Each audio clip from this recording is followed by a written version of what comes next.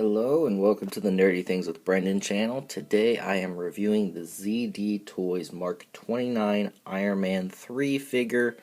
Sorry the video is a little grainy. This is recorded on an iPad. This is how I make all my videos. Now before I unbox it, there's one thing I'd like to point out that I find a little weird. So this is the XXIX, which is Roman numeral for 29, but right here is a 39, so it's just a little odd. It's off, you know.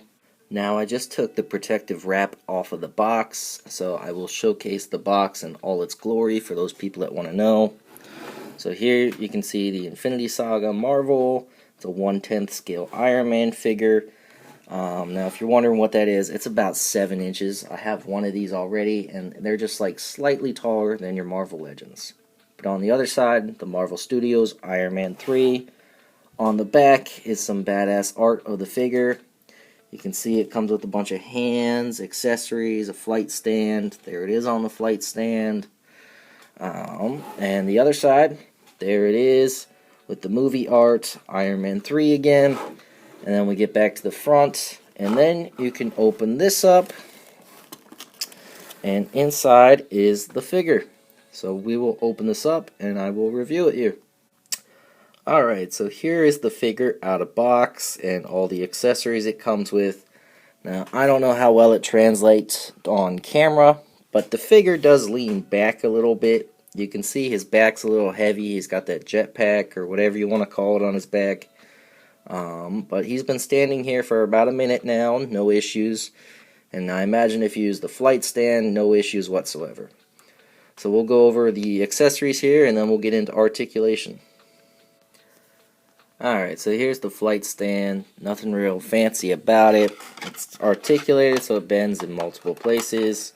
There, there, there, and then it just kind of, I don't know what you want to call that, but you just push on it to open, and it wraps around the figure. And again, I am sorry this is so grainy. So here's the first set of hands. It's just kind of like a relaxed hand you can put on the figure. You then have these angled hands that are repulsor hands. So you put that on him, and then it looks like he's going to fire his repulsor. And I'm going to put all these on the figure to show you how they actually look, but we'll get to that in a sec. You then have these repulsor hands that now have a hole in the middle of the hand, so you can put the fire effects in there. So it looks like he's shooting his repulsor beam or he's flying away or something. So I have one there with it in and one without, so you can see both. It then comes with 4 of these fire effects, and as far as I can tell, these are exactly the same. And then the last thing it comes with is this other face shield you can put on, and I'll show you that on too. And here is the figure on the flight stand, and he has some fists that are equipped, so there's an extra pair of hands. And then just real quick while I have him off and I'm swapping hands, here is what he looks like with no hands. So it's just a ball hinge, they just pop on and off. So here he is with the repulsor hands. Here he is with the repulsor hands and the fire effects in. And here he is on the stand with all the fire effects in. And then real quick, here is the feet. I just wanted to show you there's like a hole for the fire effect to just pop right in.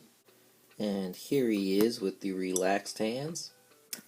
And then to pop off the face shield, you just kind of got to grab and tug. And that's what it looks like underneath. Then we grab the other one, and it just plugs in. It's a little hard to do this with my left hand, but here you go. And it's super easy. There it is.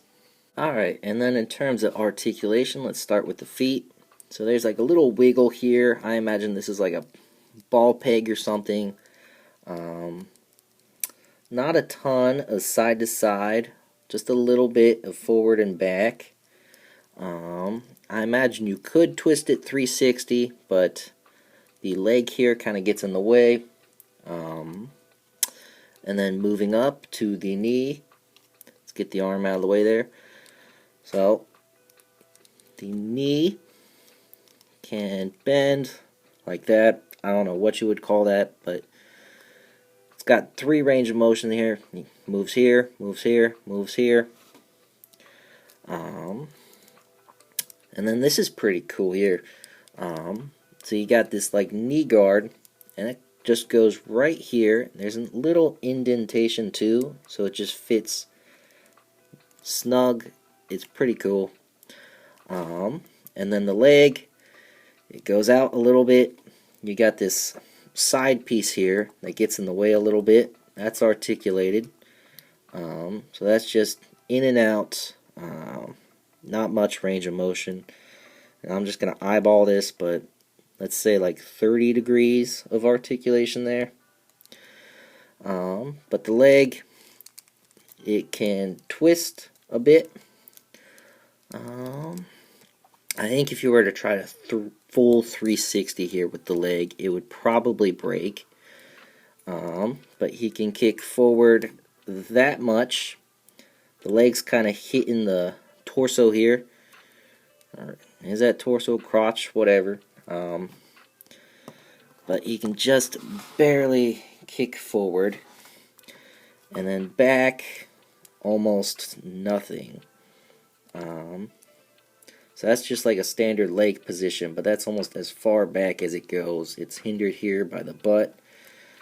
And in terms of out, about that much. So honestly, this Iron Man's not going to be kicking much. If you twist this just right, you can kind of get it to almost a full 90. And then no matter what I'm doing here, you really can't get the leg back much. The other leg, exact same. And then we get to the waist. There's like an ab crunch. Let me see if I can show this better. So there's like a standard position. So a little bit forward, not much back. We go to the shoulders, and these shoulder pads, they are articulated as well. Not a ton of motion there. And if you can see inside there, it is hinged, so it moves out with the shoulder. It's not going to get in the way a ton. And then even the arm, this is not showing up well on camera, but the arm is on like a socket joint in there, so it kind of moves on its own. And then the arm itself is like articulated, so you can put his arm down at his side, and then you can get it all the way out, and that's about as far up as it'll go. Can do a full 360 though, and then with that socket joint there, you can do up, down, forward, back. And then at the elbow, it's double jointed. So that's pretty cool. And then the wrist, you can do a full 360 if you want. A little forward, a little back. Front, back, side to side. It kind of does it all.